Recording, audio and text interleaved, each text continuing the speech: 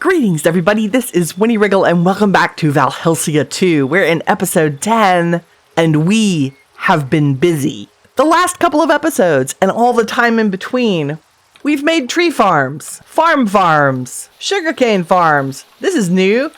We've even made platforms. Zombie, I'm trying to do an intro here, man. Kelp farms. All the farms. But it's a new day, a new dawn, a new horizon, and I'm tired of being in the base. It's time for a vacation. I mean, everybody's cooped up right now, so I think you can empathize with my need to get out of the house, and do something a little different, like fishing. We should go fishing. Also, our project box is very full. We have lots of things to try to do this episode, but we need ink for one of them. We also have sand that's running low. So on our way to the beach where we're going to do a little fishing and some R&R, we'll stop by and grab some sand and clay from that spot near spawn. But let's grab our horse and take off for the beach. It occurred to me I should probably get some snacks before we go, so yeah. Stuffed aubergine. Hey there, Delilah. She's as ready to go as we are.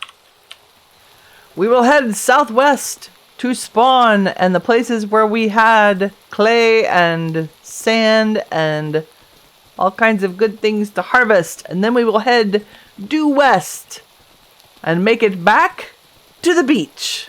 I'll bring you back if we run into anything exciting during this thunderstorm. What ho, here's the flower forest near the spawn area.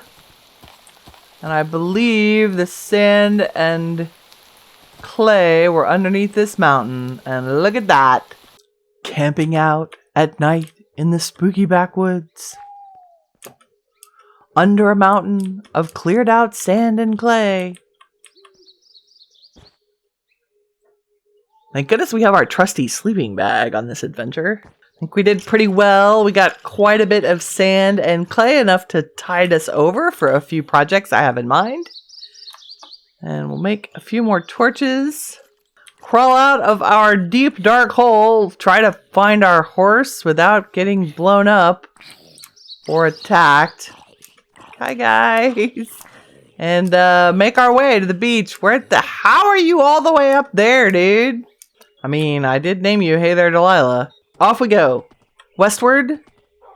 Wrong way. Westward. Over the mountains. To the beach. We've made it once more. I hear the sound of the ocean. Someday. There it is. We've ended up a little further south than our actual marker is, right here next to the mushroom forest, but I think it'll do well for a fishing trip. Rowing out into the deeper water as the sun sets. This is what I'm talking about, folks. A little bit of R&R to get away from the base projects of it all. Just had to park a boat next to the zombie, didn't I? That's a skill. And the rain. It's a beautiful night in Minecraft for fishing. If you didn't know, actually your fishing rates go up in the rain, so we should get more treasure than we would junk. Rain, not necessarily a bad thing when you're fishing. Woo! Woo! That's a boat. True Shot 2, Power 4. That's way better than what we have. Yes! It's another glorious morning in Minecraft. The fish are biting, the sun is rising, and it's still raining, so the fishing rates are still up. Come on.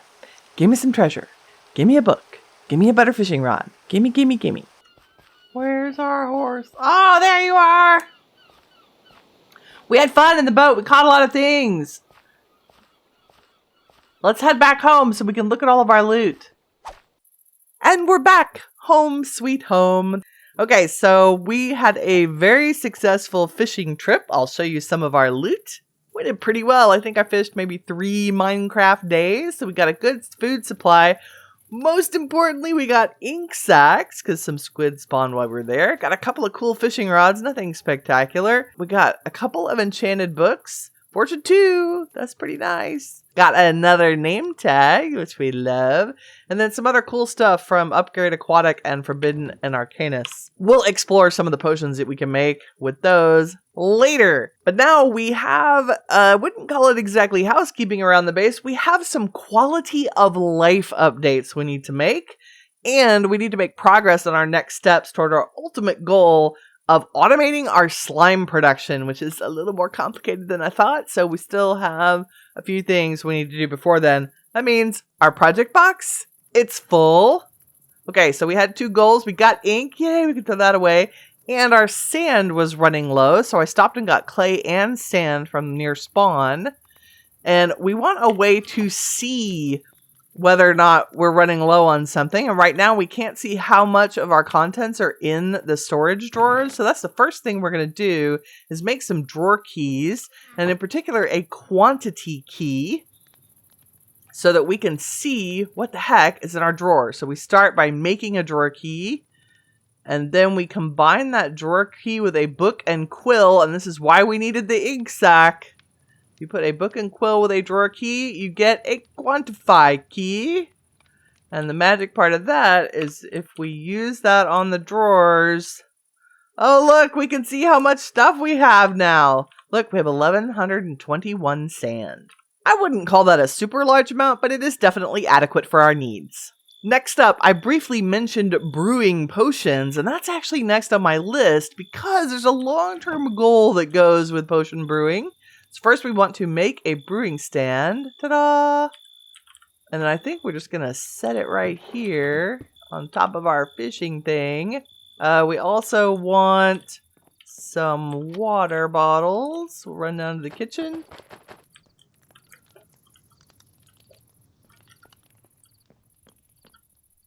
Okay, the first thing we're going to brew is actually a splash potion of weakness. Can anybody guess where I'm going with this? That's right. We want to cure a couple of zombie villagers. Why? Because iron farm. Yes, vanilla iron farm. Yeah, I might be a little bit tired of mining for iron, and there is a much better and super simple way to do that in 1.15, and that is to make a villager breeder. That's the wrong recipe. There we go. We need a fermented spider's eye, which we put directly in the brewing stand. You do not need awkward potions to make a splash potion of weakness. You just need a fermented spider eye and a little piece of gunpowder. There it is, potion of weakness. Now we just add some gunpowder, and it's a splash potion of weakness. So we'll take all those. We'll keep those and a couple of golden apples on us at all times so we can cure a zombie the moment we see them. We'll go ahead and set up an awkward potion in here for the next recipe we might need and go to the next project. It involves the bottom 2 rows of our project chest. That's right, it's time to set up some botany pots. So we'll just take our goodies out of here. These are the growing mediums, the things we want to grow, and then the materials to make the pots. Let's go ahead and make some botany pots. They're a very simple recipe. I believe they're like this with a flower pot. Magically, so we want 6 of each. That's 7, but that'll work. So a regular botany pot, we can throw it on the ground, put a growing medium in it, and then put the thing we want to grow in it, which is cool. And they grow, and then we can harvest it when it reaches 100%. However, we have to actively walk by them and harvest them, and that's no good. We need some automation. So we're going to make hopping botany pots. And the way we do that is just combine them in this pack. The recipe may be different in your pack. We just combine them in a crafting grid with a hopper. So now we have hopping botany pots, and those, you might guess correctly, you can set on barrels. Let's run over to our tree bonsai area and set up some botany pots. Here is our tree growing area, and it is doing extremely well. I have cleared out some of this, and it's already filled up again. Our storage is getting to be problematic. So we're just going to set down our 6 barrels here on the other side of the stairway. Put our 6 botany pots on top.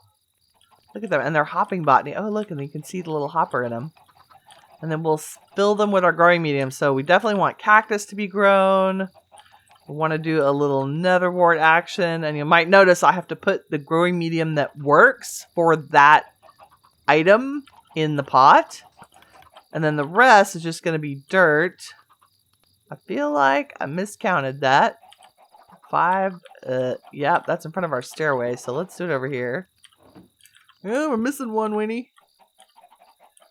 Okay, then let's do a berry bush over here. I discovered you can do the berry bushes. The blackberry bush is particularly important because you can actually use blackberries to make black dye. And then over on this side, we're going to plant the 2 different mushroom. Oh, I might need mycelium for those. Okay. Okay, we are going to do a small adjustment to the Botany Pot contents. Apparently, we need mycelium to do the mushrooms, so we'll wait until we have access to that. Instead, we're going to grow some items that we will need, especially for our slime production. Remember, we used the lime-colored dye from the mystical lime flowers. You can also grow those in Botany Pots. We'll also be needing some blue dye eventually, so I'm going to go ahead and grow some vanilla cornflowers so that we have access to that. And then you can never go wrong with red dye. So we're going to do a poppy, a cornflower, and the lime flower from Botania. And those things should just chunk away and give us stuff over time. Like we already have 5 netherwort and 4 cactus. And look at those blackberries. So here's the blackberry trick. You put them in a crafting grid. I think 2 of them. Oh, or something. 3. Yeah, 3 gives you black dye. Isn't that cool? Super useful. Good job, simple farming mod person. Yay! Now that we have things automatically being grown for us, it's time to move on to the next project, which also needs a little bit of time to get up and running. And that is from Immersive Engineering. We're going to need steel. This is us on the path to making our slime production automated.